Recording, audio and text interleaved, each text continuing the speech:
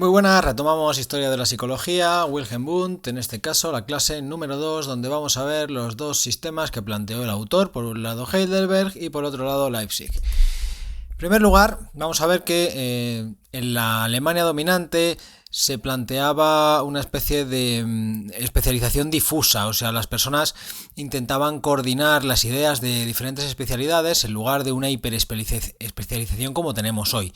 Hoy la gente está como muy especializada, pero antiguamente pues había como una especie de intento de síntesis, coordinación de determinadas disciplinas. De hecho, William James los planteó como titanes que escalan hacia el cielo. A este tipo de pensadores, pues como Wundt y Freud y demás. Wundt ofrecía la esperanza de que la psicología fisiológica transmitiera una comprensión total de la existencia del ser humano. Fijaos la idea que tenía el autor de cómo de los fines de su teoría, ¿no? De una comprensión absoluta y total del ser humano. Además, Wundt fue perseverante en su idea de voluntad de sistema y concibió la psicología como uno solo de los componentes del gran esquema de conocimiento humano. James dijo que Wundt precisamente pretende convertirse en una especie de Napoleón, un conquistador de la mente, pero que es un Napoleón que no tenía una idea central. Por lo tanto, si es derrotado, luego tendría una especie como de muchas partes de la teoría sin que hubiera un componente central o un hilo conductor en su discurso. Vamos a ver, como estamos planteando en la clase de hoy, que tenemos en primer lugar Heidelberg con un marcado carácter fisiológico y en otro lugar Leipzig como una especie de psicología de los pueblos, histórica, etcétera. Bien, formuló su primer tema de la psicología en Heidelberg, pero después dijo que era una especie de pecado juvenil. Era como que renegó de su intento, al igual que Freud, en proyecto de una psicología para neurólogos. Repudiaron estas etapas principales, estas etapas primarias, por ser prácticamente imposible. Pero lo que permaneció constante en Wundt fue la definición de la psicología como estudio de la mente y de las leyes que la gobiernan. Pero los métodos y los supuestos fueron cambiando. O sea, intentaba descubrir cómo funcionaba la mente, qué leyes regían la mente, pero pasó de una psicología fisiológica experimental a una psicología más de corte, podríamos decir, humanista, ¿no? Teniendo en cuenta pues los planteamientos típicos de las ciencias del espíritu, como veremos ahora. Wundt escribió que la mente podría trasladarse al ámbito de las ciencias naturales con un método experimental. O sea, su primera idea en Heidelberg fue que la psicología ocupara un lugar como ciencia natural, y decía que lo único que había hecho posible el progreso de las ciencias naturales había sido la experimentación. Entonces, si es la experimentación lo que permite hablar de una ciencia natural, vamos a aplicar la experimentación en la psicología para descubrir la naturaleza de la mente. Diría que la experimentación es el principal medio con el que se cuenta en psicología para llegar desde los hechos de la conciencia hasta los procesos que en el fondo oscuro de nuestra mente preparan la vida consciente. Al principio Wundt creía en el inconsciente y luego más adelante se desdijo.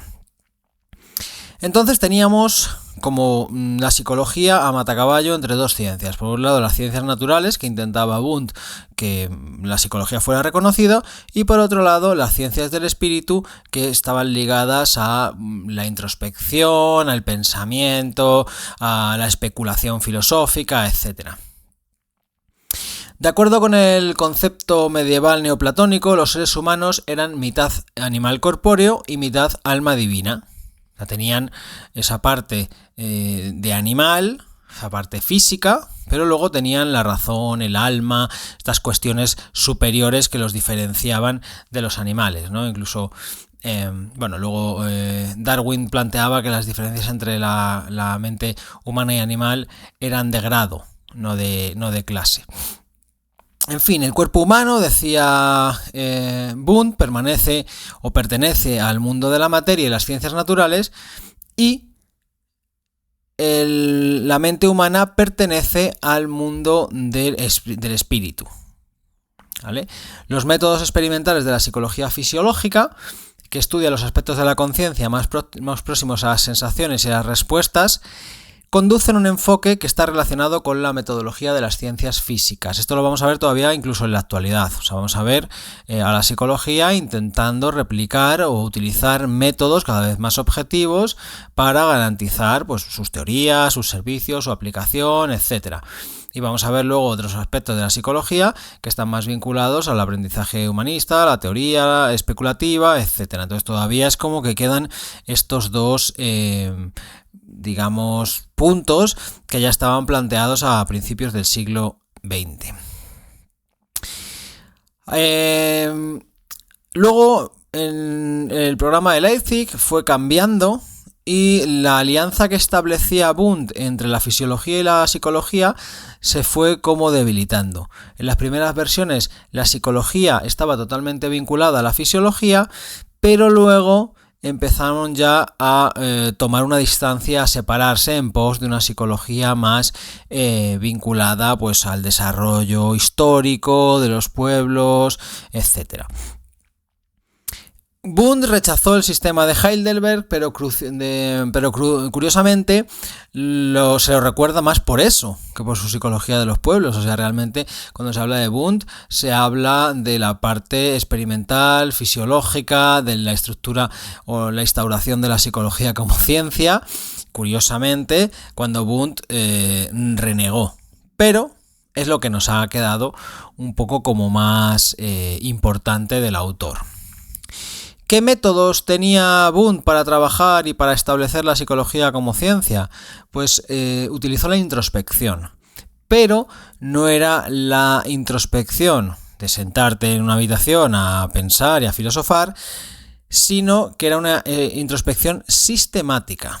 ¿De acuerdo? Era una introspección que permitiría resultados objetivos y replicables basados en condiciones estandarizadas, susceptibles de repetición y variación sistemática. ¿Qué quiere decir? Generar unas condiciones experimentales a través de las cuales el mismo sujeto en diferentes momentos o diferentes sujetos pasaran las mismas pruebas. Por ejemplo, pues es ponerte un tiempo de reacción determinado a unas determinadas letras y ver cuántas recuerdas, etcétera, etcétera. Eso lo veremos en un próximo vídeo. Wundt distinguía entonces entre la introspección de sofá y la introspección experimental. La introspección experimental se utilizaba para designar una forma de introspección científicamente válida que los observadores son expuestos a situaciones estandarizadas repetibles, es decir, a las mismas condiciones. Incido en ello. Tener las condiciones más similares posibles permite eliminar sesgos de pues, márgenes de error o esos errores desconocidos que aparecen muchas veces en la investigación. Cuando estaba en Heidelberg, es decir, en el principio de sus primeras etapas, creía en el inconsciente y rechazaba la introspección tradicional porque se limitaba a la observación de la conciencia solamente. Wundt mantenía que una experimentación cuidadosa revelaría fenómenos de los que podría inferirse el funcionamiento de determinados procesos inconscientes. Esto al principio, ¿de acuerdo? Pero más tarde, Wundt rechaza la existencia del inconsciente y valoró la experimentación como el método que permitía recrear una misma experiencia para diferentes observadores. Este énfasis en la duplicación exacta de las experiencias hacía que la introspección pues, se limitara solamente a cuestiones muy superficiales, a procesos muy simples, memoria, sobre todo cuántas sílabas se pueden recordar, cuántas ideas puede contener la mente al mismo tiempo, pues cuestiones de esta índole. Entonces, pues poquito a poco fue distanciándose de estas cuestiones porque no explicaban la naturaleza de la mente humana y bueno, pues todo ese intríngulis que él se había planteado resolver. Aparte de la introspección experimental, Wundt admitía otros métodos y tenía los métodos comparados psicológicos e históricos psicológicos. En el método comparado psicológico se aplicaba el estudio de la conciencia de los animales, de los niños y de los niños perturbados, hacía unas comparaciones. Y el método histórico se aplicaba al estudio de diferencias mentales determinados por raza o nacionalidad. Y luego, posteriormente, el cambio más amplio se empezó a forjar en torno a la psicología de los pueblos. O sea, el método histórico fue el que fue ganando más peso, el método comparado no importaba tanto, y se fue centrando en su psicología de los pueblos. Wundt defendió al final que la mejor manera de elaborar una teoría sobre el desarrollo psicológico de las personas era estudiar el desarrollo histórico del género humano. No solamente lo que es el análisis de la persona en particular, sino del género humano en general. Es decir, pues el mito, la tradición, el lenguaje, etcétera. ¿Veis? Y ya vamos pasando a algo que no puede ser o no es susceptible de ser solamente investigado en el laboratorio.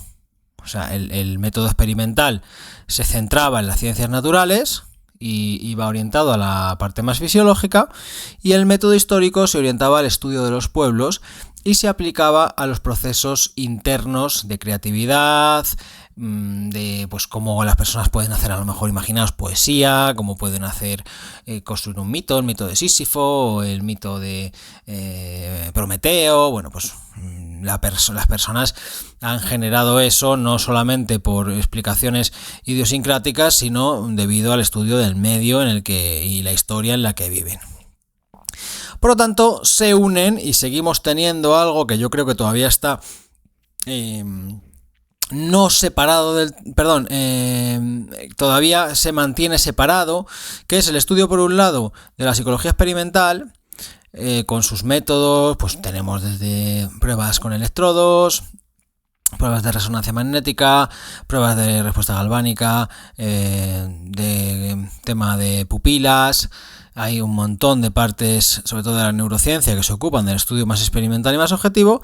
Y luego tenemos la parte más histórica, que intenta hacer una especulación casi filosófica de, pues todavía de las cuestiones mentales, ¿no?